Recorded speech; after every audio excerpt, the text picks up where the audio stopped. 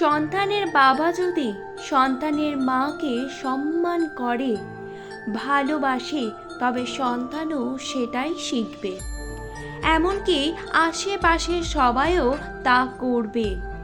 একজন মেয়ের জন্য স্বামী তার সবচেয়ে বড় ঢাল, ছায়া। স্বামী যেভাবে সবার সামনে তার স্ত্রীকে উপস্থাপন করবে, সবাই সেভাবেই তাকে কদর করবে। স্বামী নিজেই যদি সবার সামনে তাচ্ছিল্য করে কথা বলে, গুরুত্ব না দেয়, তবে অন্যরাও সাহস পায়।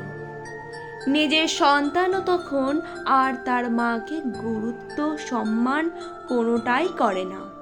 হয়তো আপনার স্ত্রী ভুল করে বেশি, বোঝে কম, কাজে পারদর্শী নয়, তবু তাকে কখনো সবার সামনে উচ্চ স্বরে ধমক দিবেন না, তাকে লো ফিল করাবেন না।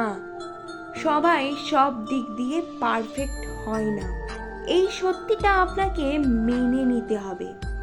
একজন সন্তান আদর্শবান তখনই হয় যখন তার বাবা ও মা আদর্শবান হয়। তাদের দেখে তারাও ভালো গুণ শিখে।